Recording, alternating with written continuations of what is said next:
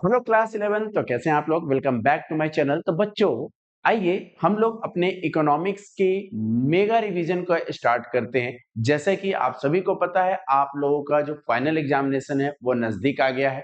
और इस चैनल पे इस वीडियो के थ्रू मैं आप लोग को ये बताना चाहता हूँ कि हम लोग यहाँ पर पूरा का पूरा माइक्रो इकोनॉमिक्स और साथ ही साथ स्टैट्स को कवर करेंगे। बच्चों, ये रिवीजन वीडियो है, यहाँ पर मैं थोड़ा सा फास्ट चलूंगा ताकि मैं ऑन टाइम आप लोगों के 15th फेब तक आप लोगों के ये इकोनॉमिक्स के सारे कॉन्सेप्ट्स मैं आप लोग को डिलीवर कर दूं, जिससे आप लोग को एग्जाम में जो दिक्कतें हैं वो ना आए। साथ ही साथ इस चैप्टर के साथ साथ at the end of the chapter मैं आप लोगों को ये भी बताऊंगा कि आप लोगों के एग्जाम के अंदर में कौन से क्वेश्चंस आने वाले हैं। बच्चों, उससे बाहर क्वेश्चन नहीं आएगा, ये ध्यान रखिएगा आप। तो चलिए हम लोग अपने इस रिवीजन लेक्चर को शुरू करते हैं। Chapter number 1, micro economics introduction. तो चलिए बिना टाइम वेस्ट किए हुए स्टार्ट करते हैं इस लेक्चर को।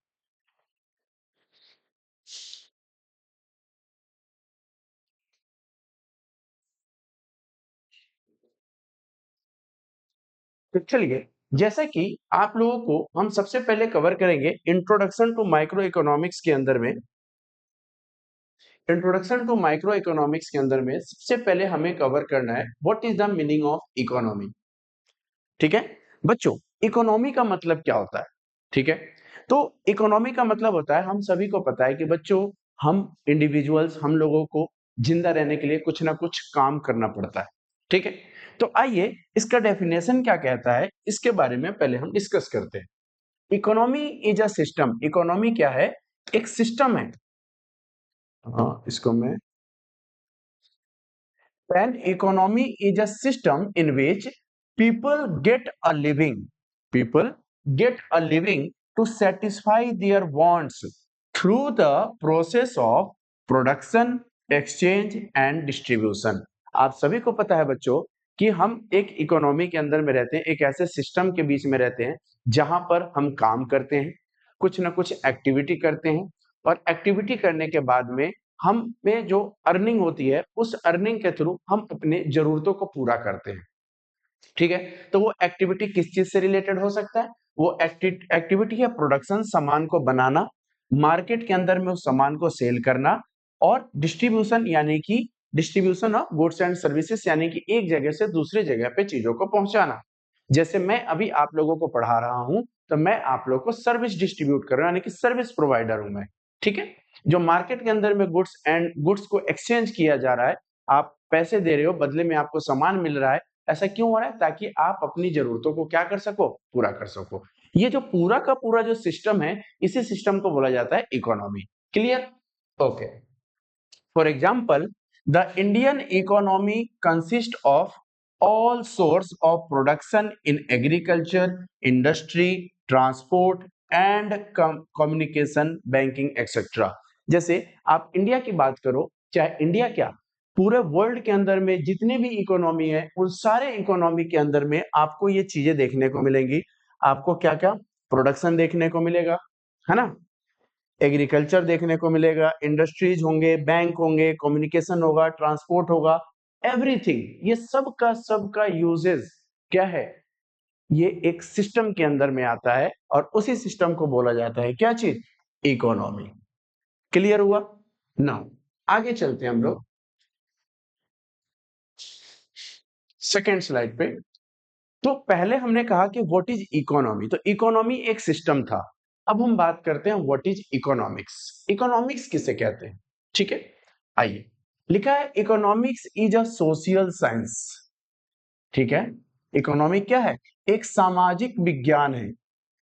सामाजिक विज्ञान है। ठीक है, which studies the way of society chooses to use its limited resources.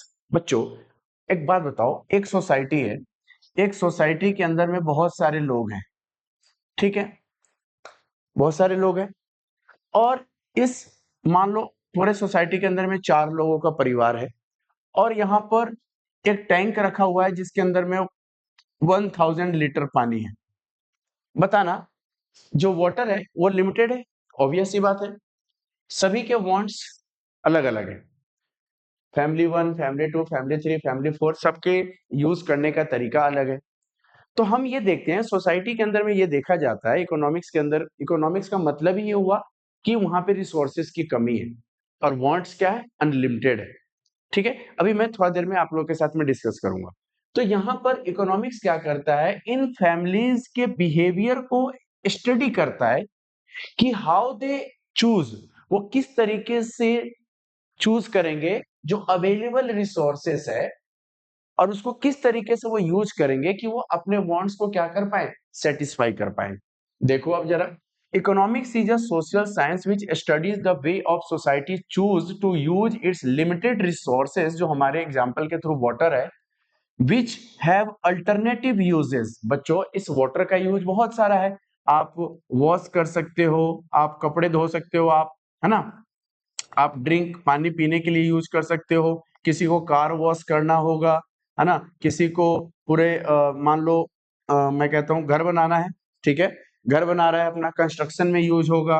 तो अगर देखा जाए तो इस वाटर का तो बहुत सारे यूजेस है, लेकिन एज पर द प्रायोरिटी किस तरीके से कोई एक इंडिविजुअल अपने बिहेवियर को दर्शाता है, किस तरीके से वो यूज करता है, उसको जो स्टडी करता है वो दैट इज कॉल्ड इकोनॉमिक्स। ठीक है, to produce goods and services and to distribute them among the different group of peoples।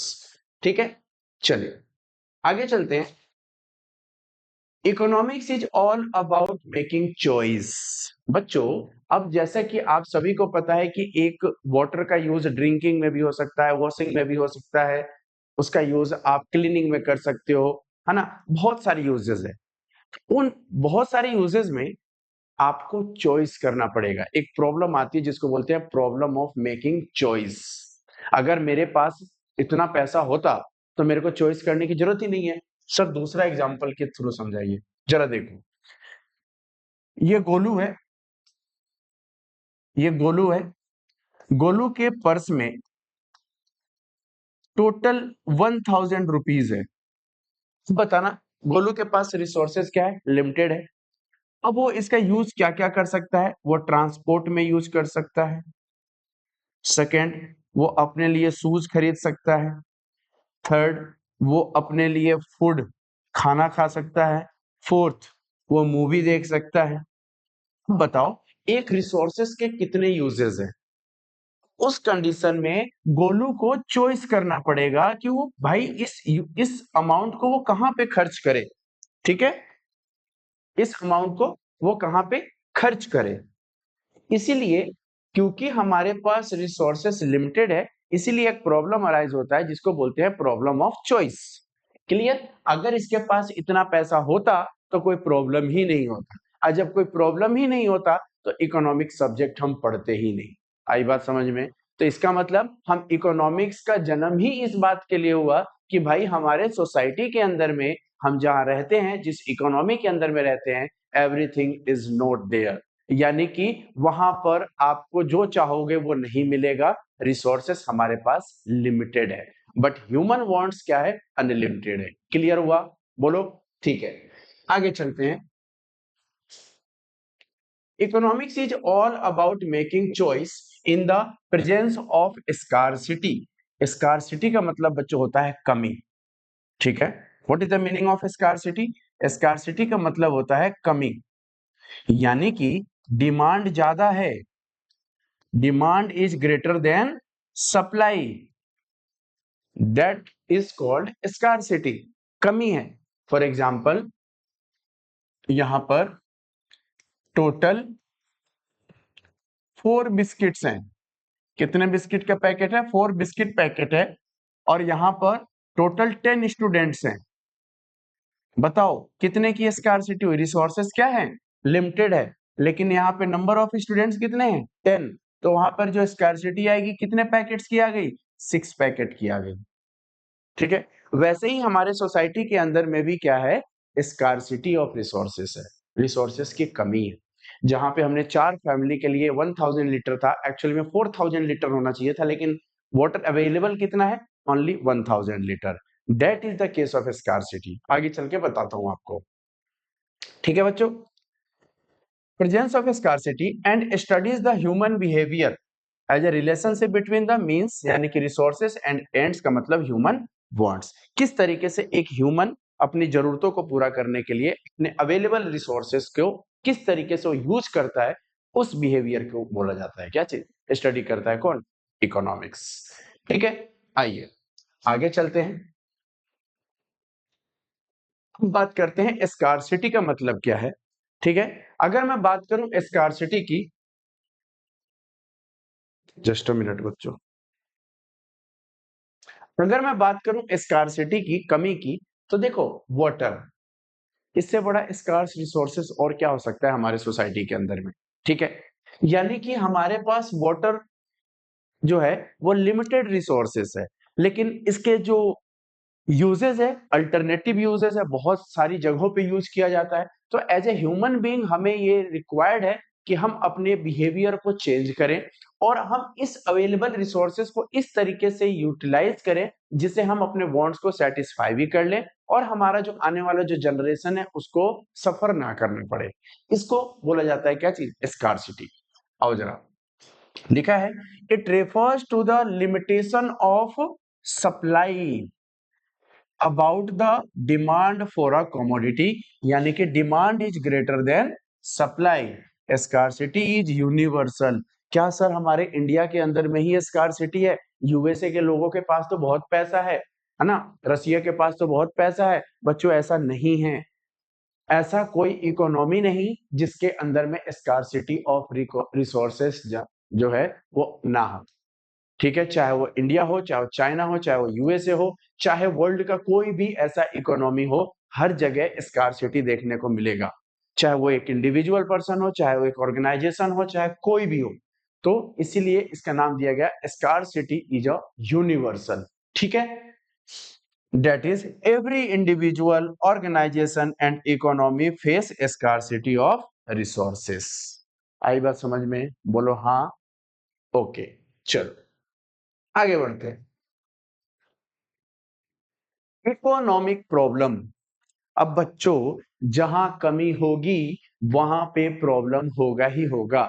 आपके घर के अंदर में आपके फादर की इनकम आती है 10,000 रुपीज की, तो आप लोग कहते हो पापा साइकिल दिला दो, आपकी जो मदर है वो कहती हैं साड़ी दिला दो, है ना, भाई कहता है मुझे मोबाइल दिला दो, है ना, सिस्टर कहती है मुझे ड्रेस दिला दो। यानी कि सभी लोग के अपने अपने वांट्स हैं, but just because of limited income, limited resources, your father is not in a situation to fulfill all the wants existing in the existing in your home।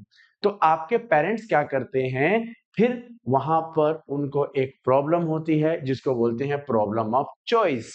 तो घर के अंदर में खाना खाना है तो सबसे पहले आपके मदर के लिए साड़ी आ जाएगी, फिर उसके बाद आपके घर का किराया चला जाएगा, रेंट चला जाएगा, फिर आपके राशन के पैसे चले जाएंगे, स्कूल के फीस पैसे चले जाएंगे। यानी कि आपके फादर क्या कर रहे हैं, अवेलेबल रिसोर्सेस को अलोकेट कर रहे हैं अलग अलग जगहों पे ताकि वो अच्छे तरीके से मैनेज कर सके।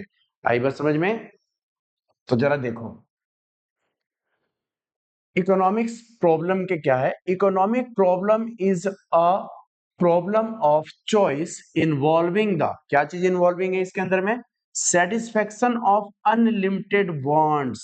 जो अनलिमिटेड वांट्स है उसके सेटिस्फेक्शन के बारे में बात की जा रही है। ठीक है, of limited resources having alternative uses. ठीक है, ओके, चलिए आगे चलते हैं हम लोग। अब आता है कि what are the reasons for, ऐसे कौन कौन से कारण हैं इकोनॉमिक प्रॉब्लम के, इकोनॉमिक प्रॉब्लम के कौन कौन से ऐसे कारण हैं। तो बच्चों सबसे पहला कारण है स्कार्सिटी ऑफ रिसोर्सेस। अगर हमारे पास, अगर हमारे पेरेंट्स के पास इतने पैसे होते तो कोई दिक्कत ही नहीं होती, सभी के लिए सब चीजें आ जाता, कोई प्रॉब्लम ही नहीं था। लेकिन कमी क्यों आई, क्यों प्रॉब्लम अराइज हुआ, क्योंकि आपके फादर की इनकम कम है, रिसोर्सेस लिमिटेड है। ठीक है, तो जरा देखो, resources are limited to people's demand and production due to which economic problem arise in all economies, India, China, Pakistan, Bangladesh, जितने भी कंट्रीज हैं सभी के अंदर में ये प्रॉब्लम अराइज होता है। ठीक है, चलिए, स्कार्सिटी इज यूनिवर्सल, अभी मैंने बताया, and apply to all individual, सभी लोगों पे अप्लाई होता है, सभी ऑर्गेनाइजेशंस पे अप्लाई होता है, and countries if resources were not, इसको ये वो है, were not available then there would be no economic problem. अगर किसी देश के अंदर में अगर रिसोर्सेस की कमी ही ना हो तो फिर वहां पे किसी भी प्रकार का कोई इकोनॉमिक प्रॉब्लम होगा ही नहीं। ठीक है, तो ये आपका हो गया स्कार्सिटी ऑफ रिसोर्सेस के बारे में। ठीक है, तो ये पहला रीजन है क्या चीज का, इकोनॉमिक प्रॉब्लम का। ठीक है, ओके सर। अगला है अनलिमिटेड ह्यूमन वांट्स। देखो, ह्यूमन वांट्स अनलिमिटेड क्या है बताओ। हम और आप लोग, हमारी जरूरतें कभी कम ही नहीं होती। जेब में भले ही 100 रुपए हैं लेकिन हमारी ख्वाहिशें जो है ना कुछ ज्यादा होती हैं। जैसे अगर आपके पास सपोज, अभी तो आपकी स्टूडेंट लाइफ है, जब आपके घर में आपको 500 रुपीज दिया जाता है, बेटा घूम के आ जा, तो आप जब मॉल के अंदर में जाते हो तो आप ड्रेसेस देखते हो, वॉचेस देखते हो, आप लोग बहुत सारी चीजें देखते हो, है ना। अब ये सारी चीजों पे नजर डालते हो लेकिन आप कुछ कर नहीं सकते। क्यों नहीं कर सकते? आपके पास 500 रुपए है। फिर आप मॉल से बाहर निकलते हो, बाहर आइटम खा लेते हो और फिर घर आ जाते हो। ठीक है, जबकि क्या ह्यूमन वांट्स फुलफिल हुए? नहीं। क्यों नहीं हुए? Just because of limited resources. आओ जरा ह्यूमन वांट्स के बारे में क्या कहता है। Human wants are never ending. भाई आदमी की जरूरतें तो कभी खत्म ही नहीं होती। दे ऑलवेज वांट्स मोर। ये हमेशा ज्यादा मांगते हैं। बोलते हैं ये दिल मांगे मोर, तो ये दिल मांगे मोर। ठीक है, इसी वजह से हम हमेशा परेशान रहते हैं। जितना प्राप्त है उतना ही पर्याप्त हो तो फिर हम और आप लोग कभी प्रॉब्लम में रहेंगे ही नहीं। लेकिन नहीं, हमें तो कुछ ज्यादा चाहिए। ऑलवेज वांट्स मोर। ठीक है, ये दिल मांगे मोर। एक एक बच्चा है, उसको फुटबॉल भी चाहिए, उसको गाड़ी भी चाहिए, उसको बाईसाइकिल भी चाहिए। पापा की इनकम है 10,000। अब पापा क्या क्या करें भाई, वांट्स तो अनलिमिटेड है। एक बंदे के तीन तीन बच्चे हैं, तीनों बच्चों के अलग अलग डिमांड है। बताओ किसको किसको फुलफिल करोगे। Every individuals in an economy have their own priority and as per this always a rocket लिखा हुआ है बच्चों, यहाँ पे थोड़ा सा ये टाइपिंग मिस्टेक है। Available resources in such a manner, ठीक है, विच सेटिस्फाई देम मोर। ठीक है, चलिए आगे चलते हैं। Third, alternative uses.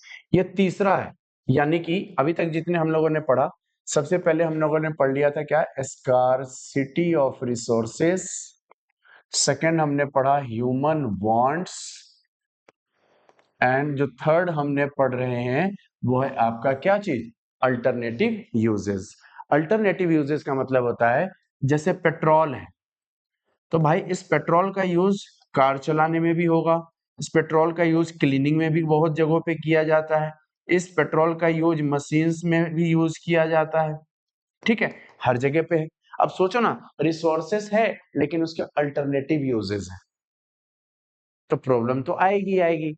As per the priority आप अपनी जरूरतों के हिसाब से क्या करोगे, इस रिसोर्सेस का यूटिलाइज करोगे। तो देखो लिखा है, an alternative use implies that resources can be applied and used for alternative purpose. For example, petrol is not used only in the vehicles but also for running machines, etc. ठीक है, आई बात समझ में। तो ये लिखा है, an alternative uses implies that resources can be applied and used for alternative purpose. उसका यूज खाली एक चीज में नहीं, और भी वेरियस पर्पस के लिए उसको यूज किया जा सकता है। तो ये तीन प्रॉब्लम है, क्या चीज के, इकोनॉमिक प्रॉब्लम के। क्लियर, बोलो हाँ। ओके, चलिए आगे चलते हम लोग बात करते हैं what are the branches of economics. तो बच्चों ब्रांचेस ऑफ इकोनॉमिक्स को पढ़ाने के लिए थोड़ा सा मैं आप लोगों को लेके चलता हूं कि what are the branches of an economy. Branches क्या क्या है।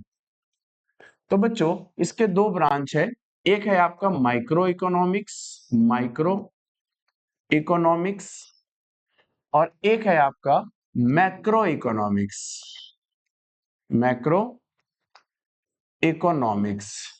जो बच्चों माइक्रो इकोनॉमिक्स है उसको हम लोग प्राइस थियरी बोलते हैं। क्या बोलते हैं? दूसरा नाम इसको बोलते हैं प्राइस थियरी।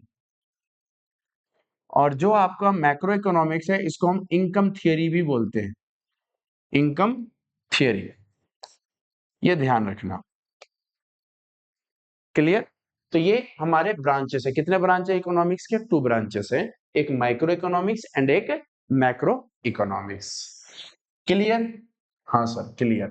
तो चलो सबसे पहले हम बात करते हैं माइक्रो इकोनॉमिक्स के बारे में। तो व्हाट इज माइक्रो इकोनॉमिक्स? जो माइक्रो इकोनॉमिक्स है बच्चों, माइक्रो का मतलब होता है स्मॉल, जो एक ग्रीक वर्ड से आया है। ग्रीक वर्ड कौन सा है? ग्रीक वर्ड है माइक्रोस। माइक्रोस से आया है। माइक्रोस का मतलब होता है स्मॉल। ठीक है? तो यही बोला गया micro economics is the part of economics theory that studies the behaviour of, वो क्या चीज के बिहेवियर को स्टडी करता है? इंडिविजुअल, किसी एक व्यक्ति के बारे में, of an economy, and its main tools are demand and supply. और हम माइक्रो इकोनॉमिक्स के अंदर में दो चीजों के बारे में पढ़ेंगे जनरली। क्या चीज? एक डिमांड के बारे में और एक सप्लाई के बारे में। ठीक है? वो इंडिविजुअल पर्सन के भी हो सकते हैं, इंडिविजुअल ऑर्गेनाइजेशन का भी हो सकता है। ठीक है? ये चीजें। फॉर एग्जाम्पल इंडिविजुअल इनकम, किसी एक व्यक्ति की आय कितनी है। इंडिविजुअल आउटपुट, एक व्यक्ति कितना सामान प्रोड्यूस कर रहा है, प्रोडक्शन कर रहा है। प्राइस ऑफ अ कमोडिटी, उस सामान का प्राइस क्या है। It is derived from the Greek word mikros. Mikros से आया है, विच मीन्स स्मॉल, जिसका मतलब क्या है? छोटा, स्मॉल है। ठीक है? Okay. Adam Smith is considered to be the founder of the field of micro economics. तो बच्चों माइक्रो इकोनॉमिक्स यानी कि इकोनॉमिक्स के फादर कौन कहलाते हैं? एडम स्मिथ कहलाते हैं। एक नंबर का क्वेश्चन है, ध्यान रखना। Adam Smith is the founder of micro economics, या फिर इसको फादर ऑफ इकोनॉमिक्स भी बोला जाता है, father of economics. Clear? Okay. Micro economics deals with the, किस चीज से डील करता है? Analysis of behaviour of an economic activities. ठीक है? चलिए, तो ये हमारा माइक्रो इकोनॉमिक्स हो गया। आगे चलते हैं सेकंड ब्रांच। सेकंड ब्रांच है आपका मैक्रो इकोनॉमिक्स। अब ये मैक्रो इकोनॉमिक्स क्या है बच्चों? आओ जरा देखते हैं। लिखा है macro economics is that part of economic theory that studies the behaviour of aggregate of the economy as a whole and the main tools of aggregate demand and aggregate supply. क्योंकि मैक्रो इकोनॉमिक्स, मैक्रो का मतलब होता है large, तो हम पूरे India के बारे में बात करेंगे, पूरे इंडिया के डिमांड के बारे में बात करेंगे, इसीलिए उसको बोला गया एग्रीगेट डिमांड। और पूरे इंडिया के सप्लाई के बारे में बात करेंगे, इसलिए बोला गया उसको एग्रीगेट सप्लाई। इसीलिए बोला गया जो स्टडी करता है behaviour of aggregate of the economy as a whole. For example national income, हमारे देश की राष्ट्रीय आय कितनी है। दूसरा एग्रीगेट आउटपुट, हमारे देश के अंदर में हाउ मेनी सॉरी हमारे देश के अंदर में टोटल प्रोडक्शन कितना हो रहा है गुड्स एंड सर्विसेज का।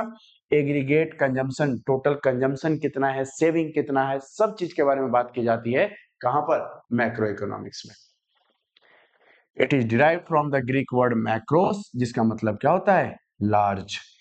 Aggregate economics examine the interdependence among the various aggregates. ठीक है? डिटर्मिनेशन एंड द, तो बच्चों ये तो हम लोग पढ़ेंगे ही पढ़ेंगे अभी। ठीक है? इनकम मतलब कि determination of income and employment अभी क्लास 12 के अंदर में आपको पूरा का पूरा ये टॉपिक होने वाला है। ठीक है? और उसके बाद क्या? Macro economics deals with the overall performance of the economy. पूरे ओवरऑल हमारे इकोनॉमी के अंदर में, इंडिया इकोनॉमी के टोटल ओवरऑल परफॉर्मेंस के बारे में बात करता है। और वो कहाँ पे होगा? मैक्रो इकोनॉमिक्स के अंदर में होगा। ठीक है? If it is concerned with the study of problems the economy like inflation, under मतलब हम मैक्रो इकोनॉमिक्स के अंदर में बात करेंगे हमारे देश का इनकम कितना है, हमारे देश का इनकम कितना है, कंजम्पशन कितना है, सेविंग कितना है, ठीक है, उन सब के बारे में यहाँ पर क्या किया जाएगा, बात किया जाएगा। हमारे देश के अंदर में महंगाई है, इन्फ्लेशन है, बेरोजगारी है, अनएम्प्लॉयमेंट है, पॉपुलेशन एक्सप्लोजन है, हर चीज के बारे में जो बात करता है वो कहाँ पे बात की जाती है, मैक्रो इकोनॉमिक्स के अंदर में बात की जाती है। क्लियर? ठीक है, चलो। तो फिर उसके बाद ये रहा आप लोगों का difference between micro economics and macro economics. बच्चों यहाँ पर थोड़ा सा ये इसको सही कर लेना, पॉजिटिव नहीं, एक्चुअली में ये माइक्रो इकोनॉमिक्स के बारे में है और ये जो है आपका नॉर्मेटिव ये आपका मैक्रो इकोनॉमिक्स के बारे में है। तो अभी मैंने आप लोगों के साथ में डिटेल लिया है, आप इसका स्क्रीनशॉट ले सकते हो, ठीक है, और उसके बाद आप इसको कवर कर लेना। जैसा मैंने पढ़ाया सारी चीजें यहाँ पर पॉइंट्स में अवेलेबल है, आप इसका एक स्क्रीनशॉट ले लो फटाफट, ये ठीक है। चलिए, तो बच्चों हमने यहाँ तक पार्ट 1 के अंदर में यहाँ तक हम लोगों ने कवर कर लिया। पार्ट 2 जो मैं अपलोड करूंगा उसके अंदर में बाकी के चैप्टर को हम लोग फिनिश ही कर देंगे। तो आई होप आप लोगों ने अच्छे तरीके से इस लेक्चर को सुना, पूरा देखा। तो चलिए मिलते हैं हम लोग नेक्स्ट वीडियो में, तब तक के लिए स्टे कनेक्टेड, स्टे ट्यून्ड। जय हिंद।